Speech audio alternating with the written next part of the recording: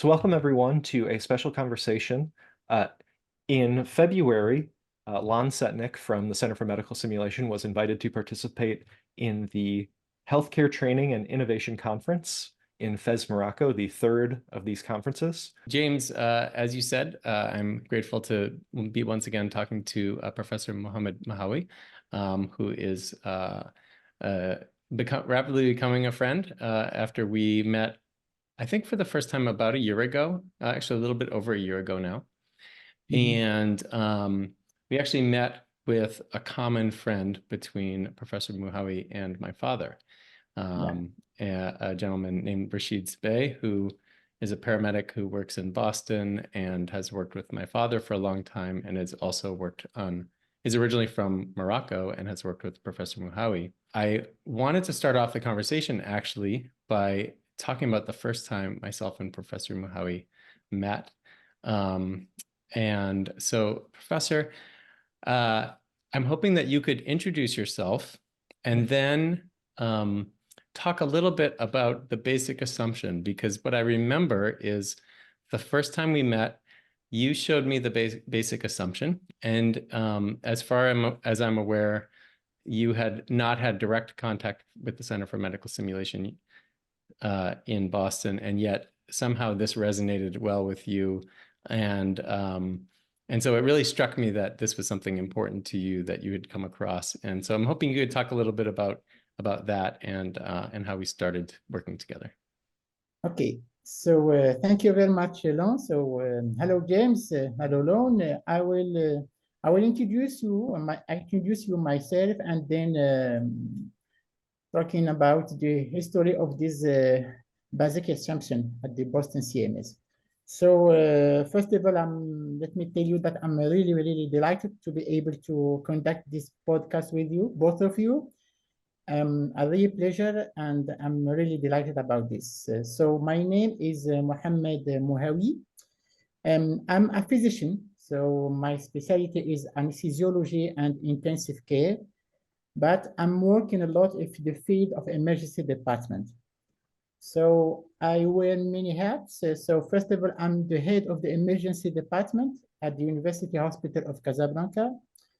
I'm also a professor at the Faculty of Medicine and Pharmacy of Casablanca. And I'm the pedagogical referent of the Casablanca SIM centers and coordinator of 2 degrees, one of them about emergency medicine, and the second one about the pedagogy of simulation for healthcare. And I'm also, as you know, Lon, I'm the head of the Morocco SIM, which stands for the Moroccan Society for Health Simulation and Pedagogical Innovation. I am married. I have 3 children. And as I say to everybody, simulation is my 4th child. So, so it's very important to really work with the heart and consider this pedagogical approach as very important for our students. Actually, it's very hard because right now I'm in Marrakesh. I'm working in Casablanca, but right now I'm doing this podcast live from Marrakesh because my family and my in-laws live in Marrakesh, this superb and touristic city. I'm visiting Marrakesh because, as you know, alone as Muslim, we are celebrating the end of the fasting month that we call Ramadan. And at the end of Ramadan, we used to, this is our first religious holiday. And at the end of Ramadan, we used to celebrate this with our families. So this was the introduction of myself. So let's talk now about this basic assumption. So actually, the first connection with CMS Boston, it was several years before because I was doing a lot of research, scientific research about medical simulation center across the world. And the first center that I found over my research, it was normally CMS Boston, okay. I was very impressed about this. I was very impressed about all the pedagogical program you are running in your center. And I was reaching out about how to get the CMS Boston. And at this moment, Rashid Sbai, my best friend, Marco, make the connection between between me and your father. And Rashid Sbai told me about this notion of basic assumption that it's like a frame that were at the entry of the CMS Boston, and I ask Rashid Sbai, please, I wanna one day to see the original version of the basic assumption. That's why, and then I modified the basic assumption. I modified Boston CMS by Morocco scene, and it was really a very great success in Morocco. I love that story, and thank you so much for sharing the background of what you are celebrating with your family right now. Yeah. And just one more brief connection.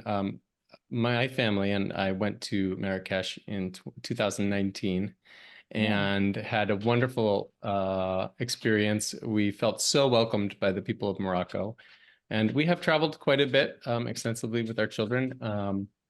I continue to tell people what a welcoming population the people of Morocco are. I think you told me that it's because you've always lived at the crossroads, and so you've had to welcome all different cultures, and we really felt that when we spent time there. So when Rashid mentioned the possibility of working with people doing great work in simulation in Morocco, I was as excited as my dog sounds to be right now. The basic assumption, the CMS version, is that we believe that everyone participating in activities at the Center for Medical Simulation is intelligent, capable, cares about doing their best, and wants to improve.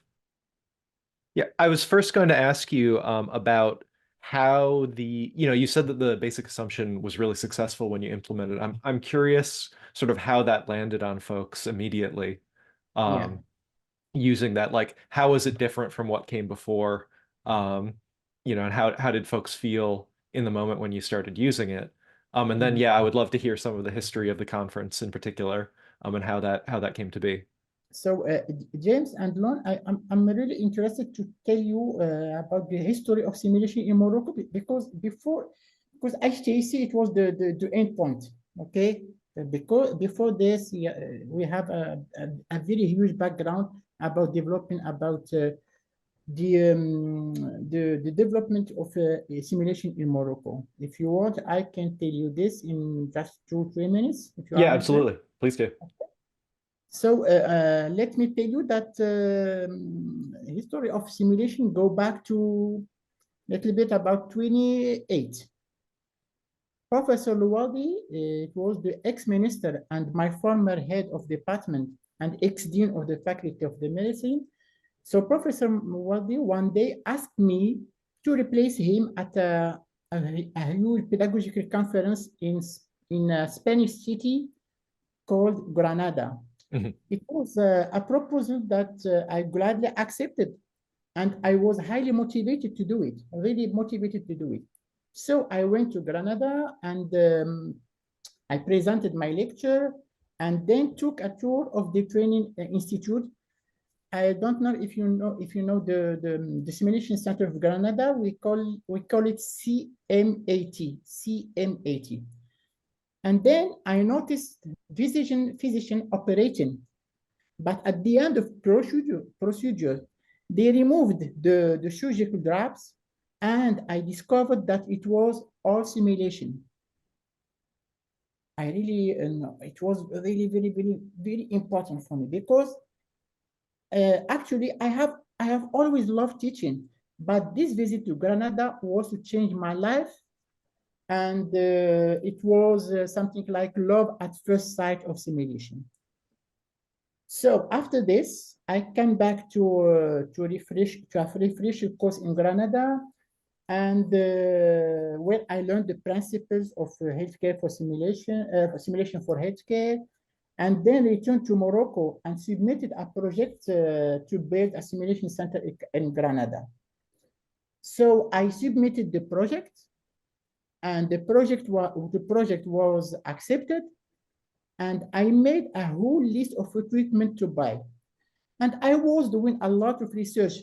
This is the first time that I will be discovering CMS Boston, for example. So I made an exhaustive list because in my mind, I told myself, Mohammed, put the maximum of equipment. That way we will get either half or the minimum. But to my great surprise, everything we asked for was purchased by our faculty. You might say that I'm very lucky, but in fact, having all the equipment wasn't really a good thing. Why? I think for two reasons. The first was that we had not built the simulation center yet, and the second reason was that at this time nobody had really been trained in simulation teaching. So that's why I decided to go to France this time and did a 1-year university degree at Paris Descartes University with my master, Dr. François Lecomte. I spent a year learning this principle of simulation, how to manage scenario, how to run debriefing, evaluation process, debriefing, all things about simulation.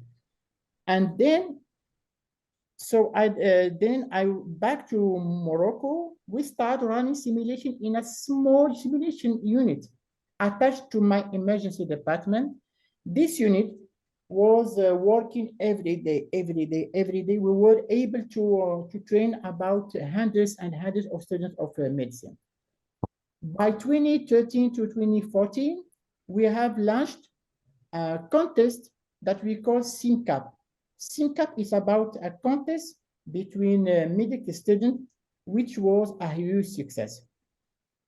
And after this, in parallel, I will say, more and more instructors began to train in the field of simulation, and which led us to create for the first time our learned society that we call Morocco Sim. So we have launched the Morocco Sim in 2015. And the aim of the Morocco Sim was honestly at the first stage just to let people know about simulation. But once we've started our work, we have more and more people that were convinced about the importance of simulation in the field of the healthcare. So after creating the Morocco Sim, we have organized for the first time a simulation master class. And the unique aspect of this master class that was entirely led by Moroccan, 100% animated by Moroccan instructors. And this master class is considered by something like breeding ground in Morocco for the emergence of simulation center in both medical faculty and nursing schools. And after this, we have a very significant event in 2019 because we have participated with a medical student as a Morocco team in an international competition. And for the first time, Morocco won the competition.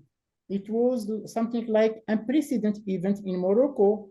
And after this event, we earned a reception by the Ministry of Health. And finally, the simulation was officially recognized by the Institute of Healthcare. That's why we have been thinking about the endpoint. The last stage is to think about organizing a conference, an international conference that we call HTIC, Healthcare Training and International and Innovation Conference. We have like something like adopt at the beginning because it was the first time that we will be organizing a conference about pedagogy. In Morocco, we used to organize more of a scientific conference, but we'll be organizing a pedagogical event. So we organized the first edition in Tangier. Tangier is about a city in the north of Morocco. Mhm. And it was a really, really, really, as we say, great success. It was very surprising. And we have more than about 700 to 800 participants for the first edition. And the second edition, we organized the second edition in Casablanca, the biggest city in Morocco. It's our economic capital. Also the same thing. And the third edition, we will have the honor to invite and to meet Lon. It was about Fez. Fez in Morocco is something about the spiritual capital of Morocco. And in Fez, we have the university where the first diploma ever in the world was the Senate Diploma of Human and Animal Medicine. This is a summary of the history of simulation in Morocco. And that's a great endpoint too, I think, because Lon, this is the moment where you sort of enter into the story here. So I'm curious about your experience in sort of planning for and delivering the talk that you delivered at this conference. Actually, I learned a lot about the history of simulation in Morocco just then, so I appreciate that. That was a lot deeper than I had known. And as I said, I had some experience with Morocco just as a vacationer. And in preparation for the conference, I did get to talk to Professor Mohawi a few times about expectations and what his goals for me being there would be. And I'll have to say there was quite a bit of uncertainty as to exactly what the experience would be like, but I knew it would be an adventure and quite a bit of fun. And so I was given the topic best practices in healthcare simulation, just a small topic. And so I created a hour-and-a-half presentation on that and actually workshopped it with the CMS team quite a bit. And we came to the conclusion that we really wanted to just talk about our values as an organization. And there are quite a few for example, Inaxel has a great website where you can use a checklist to kind of ensure that you're following the best practices, but that's slightly different than a deeper dive on the values behind them. And so that's what we wanted to focus on. And an interesting challenge with the conference was it was largely in French. And my French is growing, but not quite there yet. And so it was a great opportunity to stretch myself a little bit. But as I said about Morocco being a very welcoming country, I would say Morocco for Americans is quite similar to California, kind of in size and geography. And I flew into Casablanca, which is on the Atlantic Ocean. And then the plan was to take the train, which was about a 4+ hour train ride to Fez. And it goes through the north of some beautiful mountains and rural areas. And in the last 45 minutes or so coming into Fez on the train, a gentleman spontaneously started talking to me about what I was doing. And he was extremely inviting. And it turned out he was a professional tour guide. And he just told me everything he could about Fez and was really welcoming. And as I arrived, though, I got a text from Professor Mohawi that said, "Who are you talking to on the train?" And and I said back in the text message, "Oh, is so-and-so, he's a guide and he's helping me learn about Fez. How did you know?" And he said, "Well, my daughter is sitting right next to him." And so Professor's daughter was actually on the train and saw that there was an American coming to the conference and knew that I might be coming. And so it was almost as if the country was looking out for me and getting ready to welcome me. And so I immediately felt welcomed. And this gentleman, the tour guide, he actually walked me to the hotel to make sure I got there safely. He brought me to one of his favorite places for dinner. And as soon as I settled in, the next morning I woke up and immediately I was welcomed by an international group, people from Tunisia and from France and French-speaking regions of Africa, and a surgeon from Senegal. And everybody was extremely inviting and cordial. And they helped me navigate what would have been a little bit of a difficult situation, because everything really was in French, and my French is fairly basic. So that was kind of my introduction to the conference. Yeah. Regarding this fact of the French of Lon, your French is like my English, so no problem. And it's very important. We've been texting each other.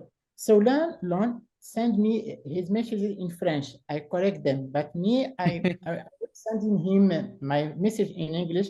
So it was we have like something like live training in our French and English. So thank you for this. And this coincidence is very amazing. My daughter is in the first medical year student in the Faculty of Medicine in Casablanca. So I'm living in Casablanca, but I moved to Fez 2 to 3 days before to get ready for the conference. And my daughter will be joining me for the conference. And once arriving at the hotel, tell me, Dad, I was sitting near an American. Oh, okay, really?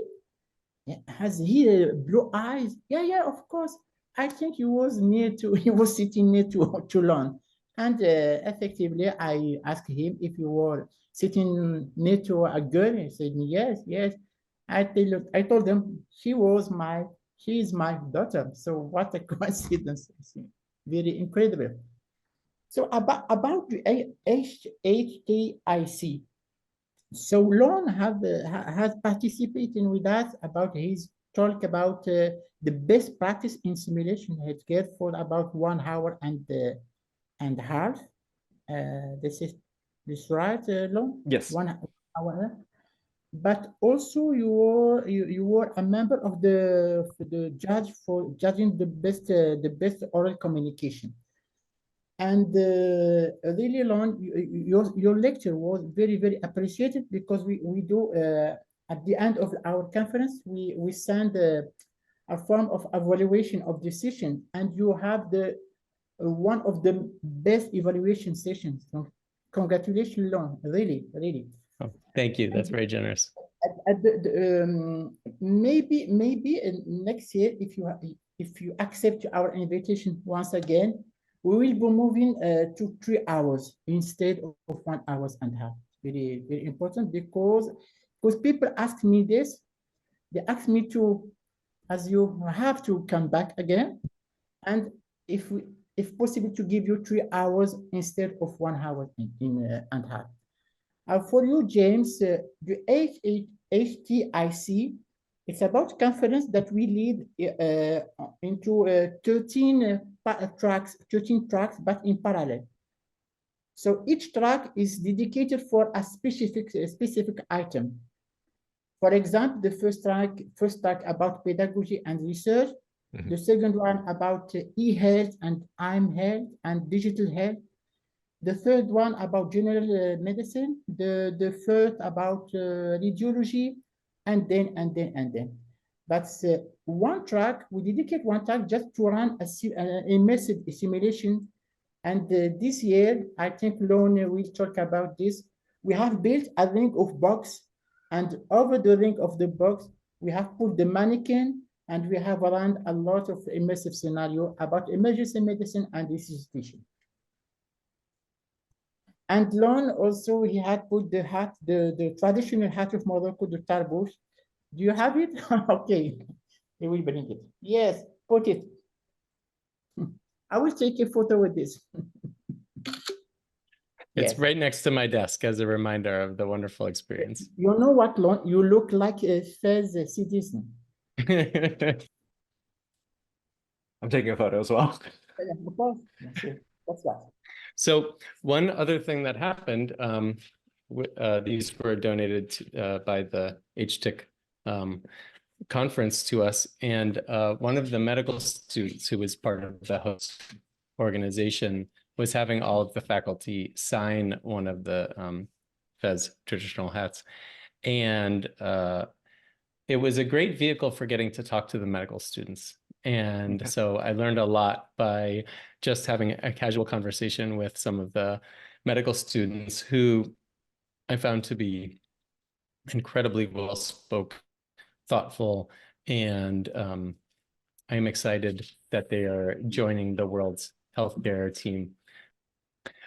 Obviously in Morocco, they're really working hard to develop medical students and nursing students who are ready to help their patients. I don't think how things are in the States, but in Morocco, we, as professor of medicine, we try to get closer to our medical students. Mhm. The more closer we are, the best pedagogical aspect we will have. And it's very important to keep this way of acting toward our medical students. And Lon have noticed this because in our conference, the staff, it's about 50% of attendees about the organizing committee is about medical students. So we trust in them, and actually the result was very, very amazing. I mean, even what we teach now, a lot of what we talk about as we train folks in debriefing is that the best debriefer, when they go into the debriefing, is Yeah. there as a participant in the conversation. They're bringing their authentic self to the conversation. It's not a distance where you're coming in to teach them. It's you're taking part in a learning conversation with them. So I do really connect with that. Yes. And it makes sense. It makes sense of the importance of this benevolence in teaching by simulation. We cannot tell them, okay, we are kind, we are benevolent toward you, but you have to act it in real life. Just not say it. You have to act with this. Absolutely. So I'm curious, we've talked a little bit about HTIC 2024, which is taking place in Oujda. Oujda. Okay, thank you. I will spell Oujda. So Oujda, Oujda, Oujda. Oujda. Okay. That is about a city in the eastern of Morocco. But I will tell you something. The choice of city is not just Azadouz. We try to move to city just to launch activity simulation in this city. Absolutely. So we try to move to those faculties as we are able to push them, to give them this initial stage to start simulation, as we did with Tangier, with Casablanca, with Fez, and next year, 2025 in Oujda, from 20 to 22. You've noticed, Lon, in fact, they have launched this building. Did you visit it? It's a wonderful building that we call Celeste. And it was the first time that we've been really acting and working in Celeste across the several floors of the building.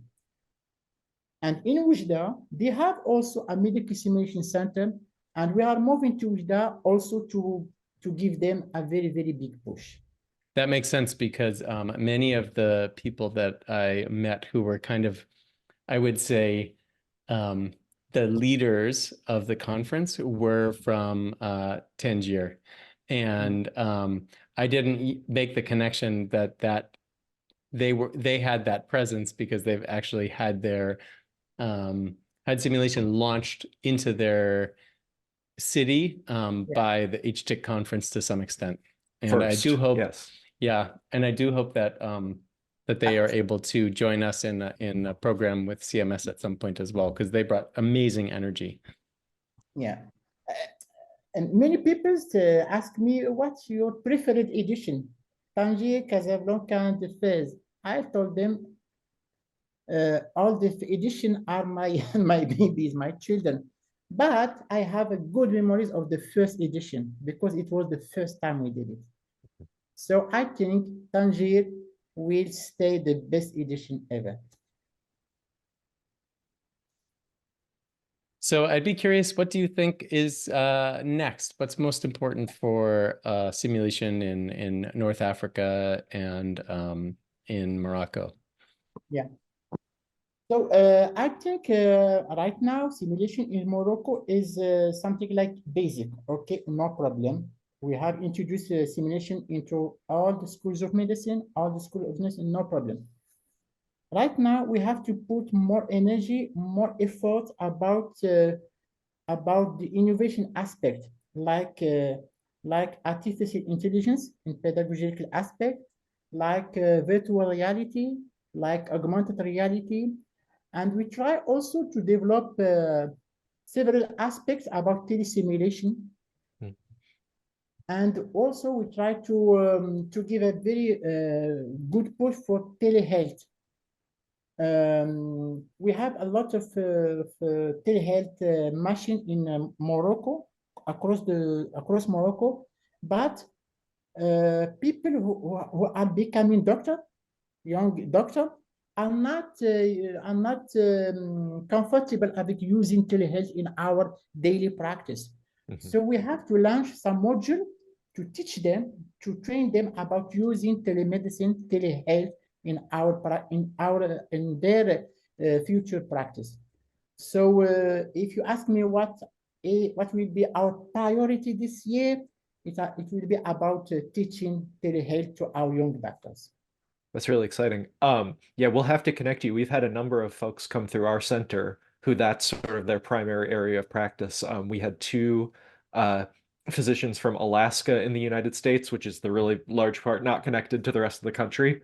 And there aren't a ton of roads in the parts of the state that they're working in. And so their primary area of focus is basically training local people who are not clinicians to be sort of the avatar of the physician who's doing the telehealth. So if Yeah. someone needs an intervention, how do you direct that intervention to the local community when there isn't any sort of trained clinician in that community? Yeah. But thank you so much, Lon. Thank you so much, Professor Muhawi, for joining us. It's Thank really a you. pleasure to have you here. I learned an amazing amount. Thank you, James. Thank you, Long. Hope meeting you next Sunday, inshallah, as we say. So Professor Mohawi is on his way to do a week in Stanford Oh, with wonderful. David Gaba and his team. So I'm very excited about meeting Gaba. I'm a big, big, big fan of him. So it will be a dream. And he's flying through Boston next weekend, so I'm hoping to be able to come down and have dinner. As I am learning to say, inshallah. Yeah.